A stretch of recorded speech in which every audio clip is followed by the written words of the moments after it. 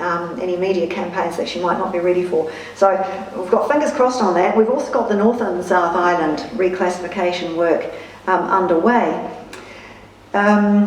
Post-election, it's hard to tell. We've got one commissioning government with a very strong-willed commissioning minister. It may be that the following government doesn't see things their way.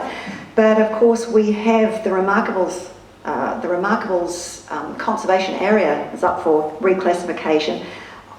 Like you, I'm greatly surprised that this has never been classified as a national park. It is stewardship land and it is vulnerable, which you know is a demonstration of the state of stewardship. But that has been through a process, and that could be picked up almost immediately post-election, which I have high hopes on. In fact, it might even become a political point in our election year campaign coming up, which I'll mention briefly in a moment. We also have a campaign for Wild Rivers Park under our stewardship campaign, and you might have seen our amazing story map on that. If you haven't, please go and check it out. Wild Rivers Park story map on the FMC website. It's something like 120 named peaks over 2,000 metres, 75 named glaciers, well over 100 kilometres of wild coastline, 15 or 16 untramelled rivers, totally wild rivers. Was it 5,000 or 6,000 square kilometres of beautiful pristine land there, which we propose for a Wild Rivers Park. What else coming up? Kauri. It's something that has imposed greatly, that the Kauri dieback restrictions have imposed greatly on our northern members. Closures. We're working hard to restrict DOC to actual lawful closures rather than sticking up a road cone and a bit of tape anytime they feel nervous. Same as Highway 1. As you said, Catherine, it's our campaign to, in fact, we're not even asking for anything with same as Highway 1. The hard work has been done on that. We've got about 56,000 kilometres of unformed legal road in this country. The point of this campaign is to just bring that to the attention of the world and to let the public know these are your roads, their legal status is the same as the legal status of State Highway 1. Use them. The same rules apply. And of course we have election 2023, and I think this is time to go back to those roots and to think, you know, what was FMC about? It's what it's always been about. It's about the freedom of the hills, and it's acknowledging, in the best words we can find, those intangibles of being out there, challenging ourselves, of healing ourselves, of finding the things that are great, celebrating life, all of those myriad things that we go there for, and the myriad other things that we bring back that make us better people together and individually. The subtleties of being out there, those intangible values that you don't really understand until you've been out there and you've been out there taking nature on its own terms, the freedom of the hills. So our election year campaign is not decided yet, but I think that you know, it's been our constant thread through our 91 years of life.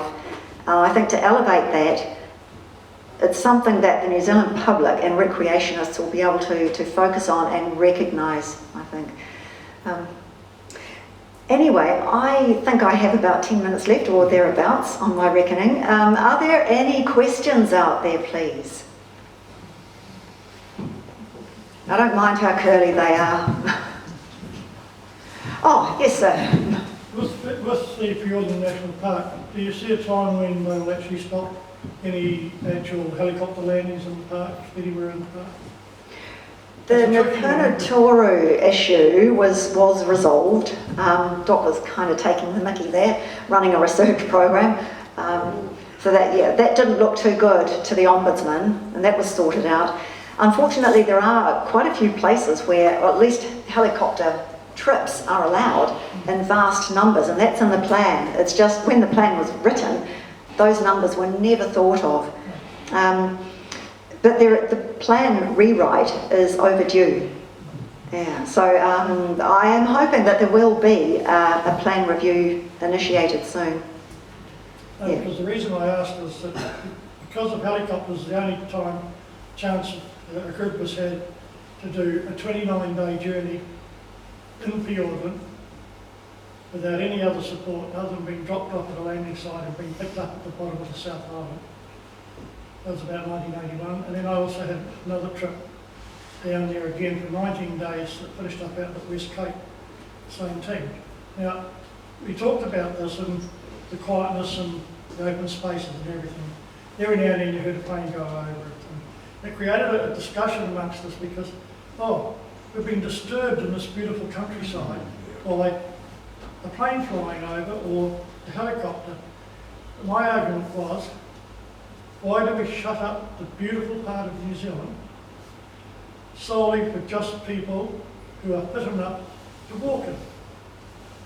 My belief is that Fiordland is an area with good control to be able to be seen by people of all ages and all physical beings. Yeah, and that's what the planning process is about. What worries me is if they were to shut up really tight, which Doc would love to do.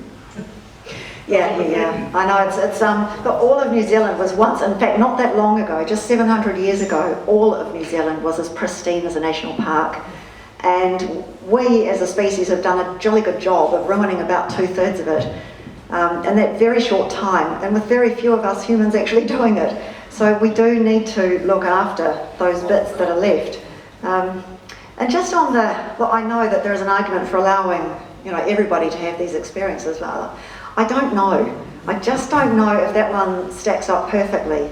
To an extent it might do, and in some environments, but I would love to pilot a 747, but I should never ever be allowed behind a 747. Like the idea of neurosurgery too, but no. Don't give me a scalpel. Yeah. Is there anybody else out there? Well, we were talking about the Uruweras. Yeah. Because that's quite contentious now. Would you like to give an opinion on that? Yeah. Look, this was inevitable. So if you take a wee step back, the Te Uruwera Act 2014, it set up personhood. I've written about personhood. I don't agree with it, but you can read about that elsewhere. Different reasons, but it did set up the situation where Tūhoe would have half Tūhoe representation on the board, and the other half would be Crown. But over time, the Crown part of the board was to reduce, and so that's now somewhere like half the number of Tūhoe members. So, to some extent, the Crown members may as well not be there. It's probably more an advisory role than anything else, and Tūhoe do have the say over that land. And in that respect, I think, if you're talking about co-governance, which again is a different issue, which I can talk with you about later, it's not really that. It's sole governance, I think. It'd be more accurate to describe it that way. So back in, and I've had a few talks with Kirsty Luke, the CE of Tūhoe, very cordial and so on. This had never been mentioned until February this year, when Tamati Kruger told me in a meeting that it was indeed their plan to remove the huts. And if you check their meeting minutes, that includes bridges actually. I think they've walked back the bridges idea. It was always going to happen, yeah.